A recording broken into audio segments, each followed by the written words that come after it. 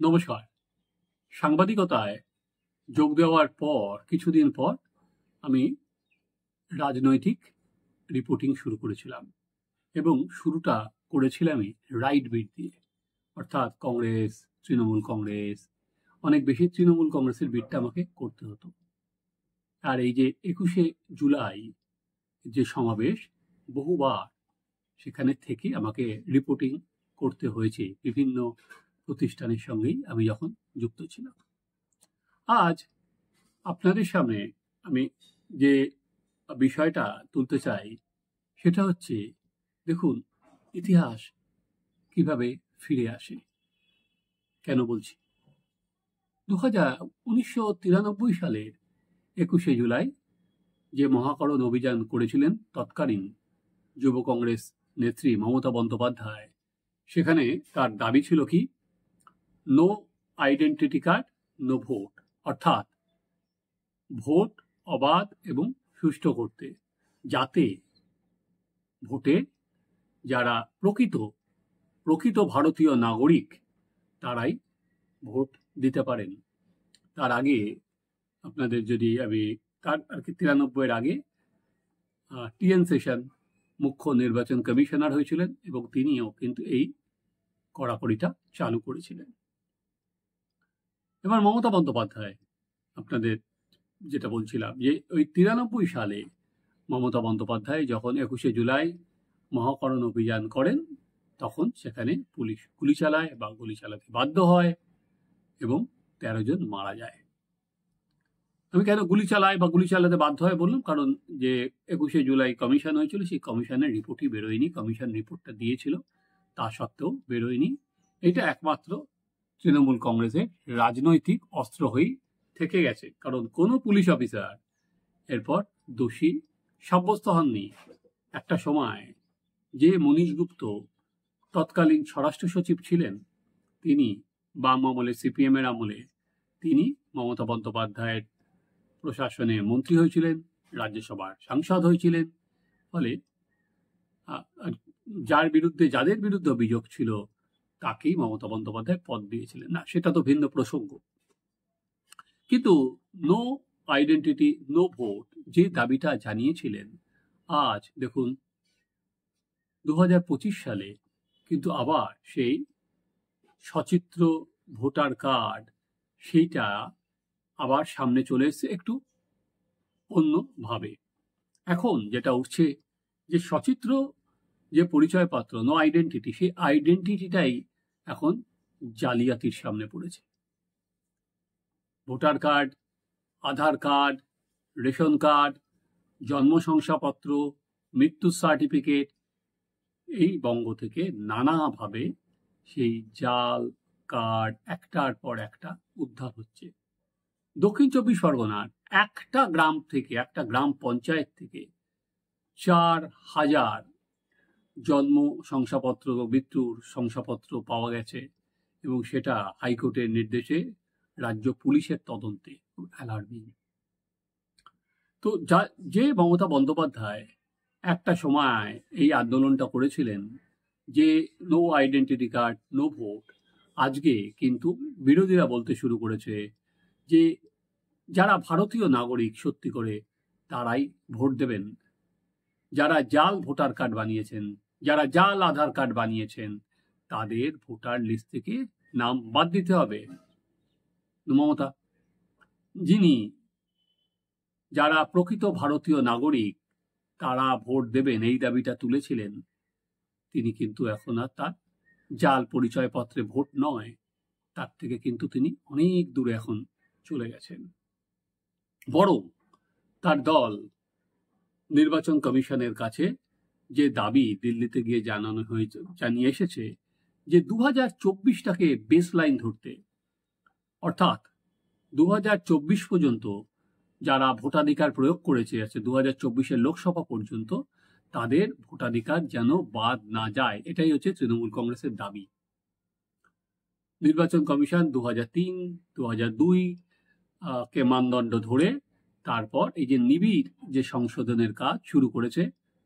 বিহারে সব ঠিক থাকলে আগস্ট মাস থেকে পশ্চিমবঙ্গ সহ সারা দেশে এই নিবিড় সংশোধনের কাজ শুরু হবে এবং সেখানে কিন্তু অবধারিতভাবে এই জাল পরিচয়পত্র দিয়ে যারা কার্ড বানিয়েছে তাদের নাম বাদ যাবে। ইতিমধ্যেই আমরা বিহারের দিকে যদি নজর দিই তাহলে দেখতে পারবো প্রায় ৪১ লাখ এই নাম এখনো পর্যন্ত যে খসড়া ভোটার তালিকা তাতে ইতিমধ্যেই বাদ গেছে। এবার সেটা পশ্চিমবঙ্গে এই সংখ্যাটা আমার এখনো পর্যন্ত জানা নেই কত গিয়ে দাঁড়াবে, কারণ নির্বাচন কমিশন এবার যা নিয়ম করেছেন, যারা ধরুন পরিযায়ী শ্রমিক, তারা যেই এলাকায় থাকেন কাজ করেন সেই এলাকায় তাদের ভোটার লিস্টে নাম উঠবে। পশ্চিমবঙ্গ থেকে যারা বাইরে কাজ করতে চলে গেছেন তাদের সেই তালিকাতেই নাম উঠবে। এর ফলে এই যে যারা পরিযায়ী শ্রমিক তাদের বেশিরভাগই হচ্ছে সংখ্যালঘু মুসলিম, এরাই মমতা বন্দ্যোপাধ্যায় অন্যতম ভোট ব্যাংক। সেই জায়গাটা কিন্তু অবধারিতভাবে তৃণমূল কংগ্রেসের সামনে একটা বড়সড় প্রশ্ন তুলে দেবে, মমতা বন্দ্যোপাধ্যায় কি করবেন।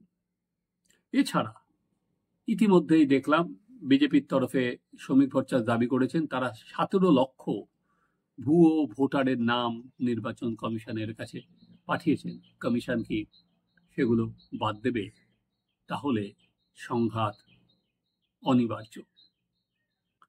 এখনো ১ বছর দেরি আছে, ১ বছর ৮ থেকে ১০ মাস বলা যেতে পারে আগামী বিধানসভা ভোটে ২০২৬-এর।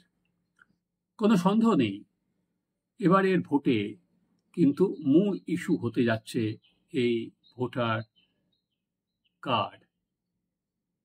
১৯৯৩ সালে যেটা ছিল যে পরিচয়পত্র ছাড়া ভোটাধিকার নয়, এখন সেটা হয়ে গেছে বলে যেতে পারেন ফেক পরিচয়পত্রে ভোটাধিকার নয়। যাদের সত্যিই যারা ভারতীয় নাগরিক, যারা অনুপ্রবেশকারী নয়, যারা বাংলাদেশ থেকে আসেনি, যারা রোহিঙ্গা নয়, যে কত শতাংশই থাকুক, তাদের কেন ভোটার তালিকায় নাম থাকবে? এটা নির্বাচন কমিশনের নিবিড় যে সংশোধন, তাহলে এই নামগুলো বাদ যদি যায় তাহলে কিন্তু আমি যেটা বললাম তৃণমূল কংগ্রেস আপনারা মিলিয়ে নেবেন, পথে পর্যন্ত নামবে।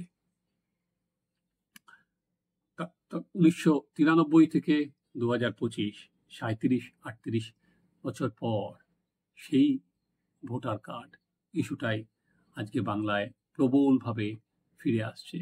কি বলবেন? ইতিহাসের চাকা কি এভাবেই ঘোরে? ইতিহাসের চাকা শুধু ঘোরে না, ইতিহাস তো প্রশ্নও করে।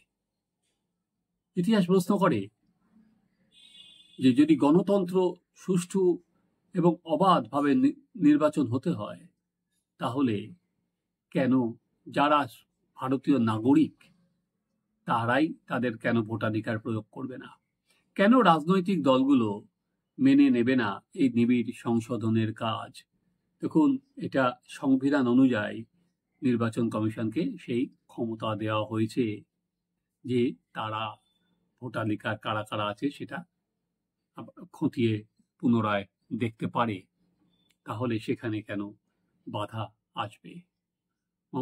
আমি যখন এই প্রতিবেদন করছি সকালবেলায় তখন অনেক দেরি মমতা বন্দ্যোপাধ্যায়ের ভাষণ শুরু হওয়ার, তো অবধারিতভাবে ধরে নেওয়া যেতে পারে এবার এই যে ভোটার তালিকা সেটা কিন্তু ওনার আজকের বক্তব্যে আসবে এবং অতি অবশ্যই বাংলা বললেই কি বাংলাদেশি, এটাও মমতা বন্দ্যোপাধ্যায় কিন্তু তুলবেন। তাছাড়া যে কথাগুলো উনি বলেন কেন্দ্রের বঞ্চনা, সে কথাগুলো তো থাকবেই, এটা নতুন কিছু না। কিন্তু মূল যেটা হবে যে বাংলা বললেই কি বাংলাদেশি, তাদের কি সবাইকে তাড়িয়ে দেওয়া হবে?